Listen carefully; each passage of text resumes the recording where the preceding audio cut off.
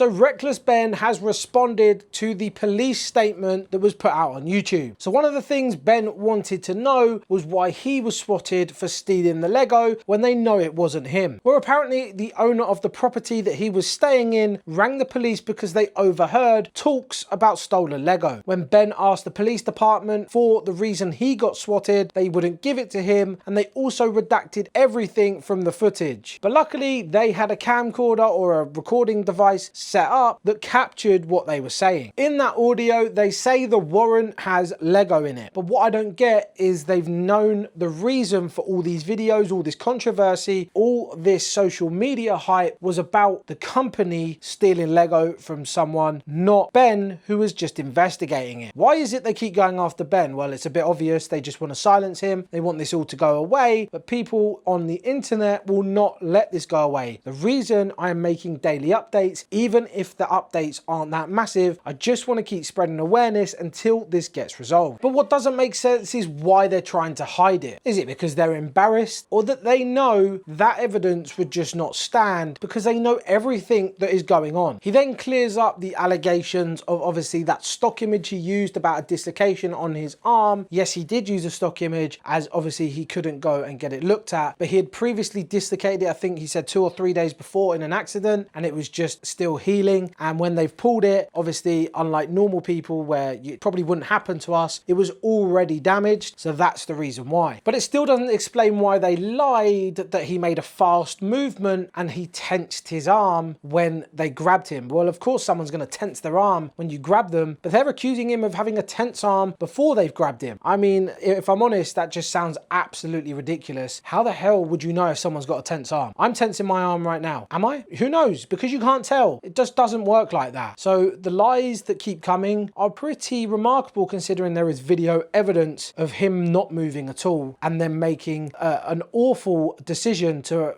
bend his arm right back. Obviously they didn't know it would dislocate because of his damage that he already had, but still, that's not the point. No brutal force was needed in that situation at all. He wasn't armed, he wasn't aggressive, he wasn't making any sudden moves, he was literally just doing what they said. Then some of the claims made by people in that statement from the police are just wild. Police literally stood there and said he was going to shoot someone because of the harassment, referring to Josh. I don't know about you, but if I said I was going to shoot someone, I would get arrested. So yeah, I'm not sure how that slides, but okay. This whole situation is just absolutely bonkers. Why did you just not work with Brian from the start, give him his money back, give him his sets back, or come to an agreement saying, oh, sorry, we've lost them, but we can reimburse you, or okay, we weren't anything to do with it, but as a goodwill, because there is a contract and stuff, we'll work with you to find some sets, give you some money, and we can all move on. This whole thing has just got completely out of control, and yeah, there is literally no going back now. Bricks and Minifigures is done. But one of the reasons I wanted to make this video today was to get your guys' feedback on any bad experiences you've had at a Bricks and Minifigs store. I know a while ago there was a C3PO incident where the minifigure was left behind or lost on the desk and the guy kept it, said it was fake. In fact, it was real. There's a whole video out there somewhere that someone's made. I'm sure if you search Bricks and Minifigs C3PO, you'll find it. But yeah, there was some shady business going on in that store. I'm not sure what store that was, but yeah. So I do think Bricks and Minifigs as a whole probably needs looking at, investigated, and